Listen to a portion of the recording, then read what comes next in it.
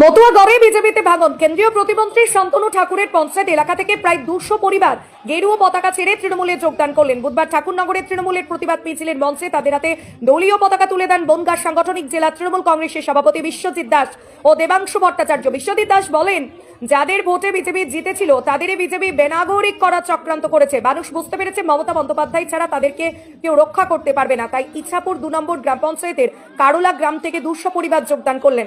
আজকে ইছাপুর 2 থেকে কারোলা গ্রাম 200 পরিবার যোগদান করলেন। কারণ তারা বুঝতে পারছেন যে এই এসআইআর, এনআরসি, সিএ এর পরে যেটা করবেন, যেটা দেবাংশু কিছুক্ষণ আগে মঞ্চ বললেন, এখানেও বললেন যে সমূহ বিপদ।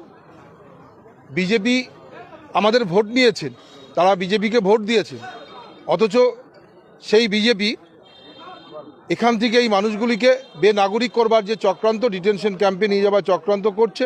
এরা বাংলা বিদ্বেষী, এরা বাংলার মানুষকে ভালোবাসেন না। মমতা বন্দ্যোপাধ্যায় ছাড়া তাদের কেউ রক্ষা করতে পারবে না। সারা ভারতবর্ষের মধ্যে একমাত্র মমতা বন্দ্যোপাধ্যায় বলেছেন যে আমি আছি আপনাদের পাশে, আপনাদের কোনো চিন্তা নেই, ভয় নেই, আমি যতক্ষণ বেঁচে আছি আপনাদের কেউ বেনাগরিক করতে পারবে না। বিজেপি ছেড়ে তৃণমূলে যোগদান করে বিজেপিকে আক্রমণ শুনিয়েছেন সদ্য তৃণমূলে যোগ দেওয়া কর্মীরা। আমরা বিজেপি করতাম, বিজেপির থেকে আজ তৃণমূলে যোগদান করলাম।